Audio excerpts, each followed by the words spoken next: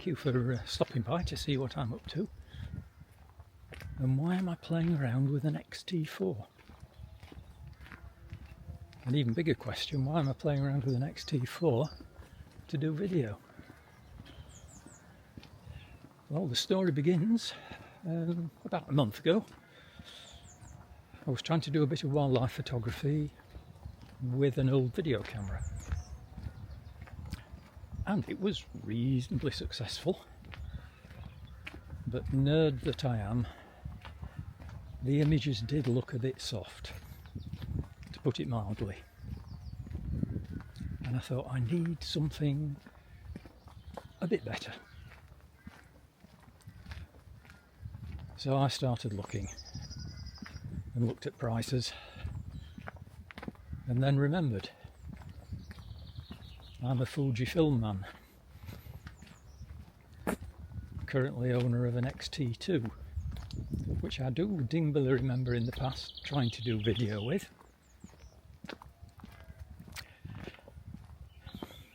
wasn't brilliant, image quality was fantastic when it focused, but sadly it didn't very often. So I thought, well, are the newer Fuji camera bodies any better? Well, having read all the reviews and gone down the YouTube and internet in general wormhole,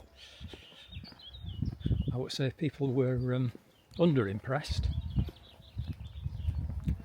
But from examples I could see, it did look like it was okay. And so I wondered, would it be good enough? So a very kind friend of mine lent me an XT4 body to have a play with. And I have to say, I thought the results were certainly good enough and optically fantastic, as you would expect from Fuji optics. And as the budget did not allow to splash out for a brand new XT5 or what is it, an XS2, something like that. I started looking around for a second-hand XT4 body. Anyway, to cut a long story short, I now have a very, very lightly used XT4 body. Only done about 500 shots, I believe, at a very good price. Well, a very good price in terms of what you would pay on with a lot of suppliers. So I have a second-hand, very lightly used XT4, which over the last few weeks I've been busy playing around with, doing lots of test shots. So what follows is definitely not a review of the XT4, there are plenty of those if anyone's interested, but I'm just sharing what I've found I've been able to do with it in terms of video. I don't think anyone needs telling that for stills, absolutely no problem. Brilliant camera. Even better than my XT2. And unlike many on the internet, I actually like the articulated screen that flips out. I find it very useful. So, if you've stuck around this long, I'll share the shots with you and do a very quick summing up at the end, and I'm going to stop talking now, otherwise I'm going to fall into this stream. And I'll put some captions up to tell you which lens I've used. But needless to say, all the Fuji lenses are pretty good.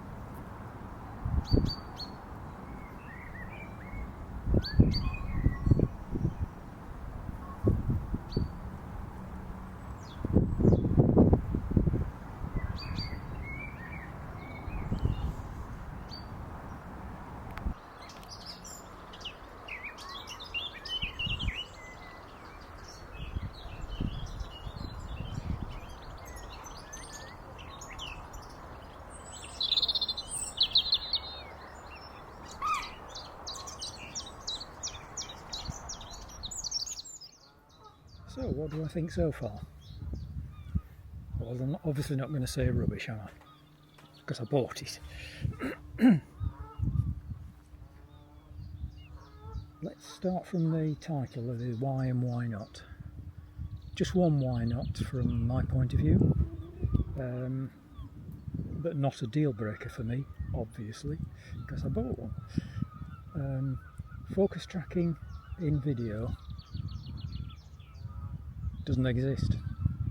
You can focus, and the continuous focus seems to work quite well, certainly on this version of the XT series, but there's no focus tracking, so you just have to bear that in mind. For everything else, the whys, well, the obvious one, I think anyway, from the pictures you'll have seen now, from the videos you'll have seen now, the Fuji optical quality from the Fuji lenses. For an amateur like me, you really can't argue. Well, I'm not going to. IBIS, the in-body image stabilisation, is amazing. You know, so I can even hold the 100 to 400 telephoto lens, as you'll have seen in some of those pictures, some of those handheld. I did have a very sore arm at the end of it because it's a flipping heavy lens, but it was steady. So a big plus, a big tick for that. And the other big plus as well is, I mean, it's a brilliant camera for taking still pictures with, as you would expect.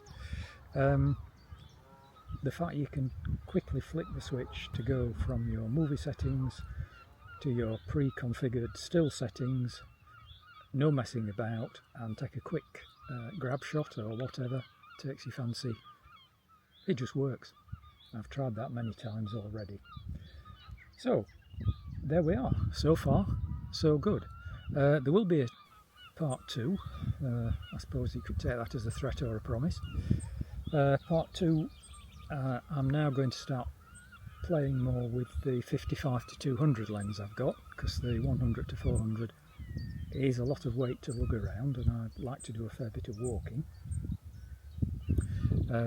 So we'll see about that, and all the sound so far, obviously not these bits, because this is all being recorded on my trusty little Osmo Pocket 3, but all the sound with the videos are using the onboard camera, so you're picking up all the wind noise, you're picking up the noise of the autofocus as it moves in and out. So I've now got my Rode mic on now, and I'm trying that with the Rode mic. Early tests so far say that that will be very successful. So that's it for now. If you have been, well, you must have been if you've got this far. Thanks for bearing with me and watching through. Thumbs up always appreciated, but definitely not compulsory. Thanks again, and see you soon. Bye bye.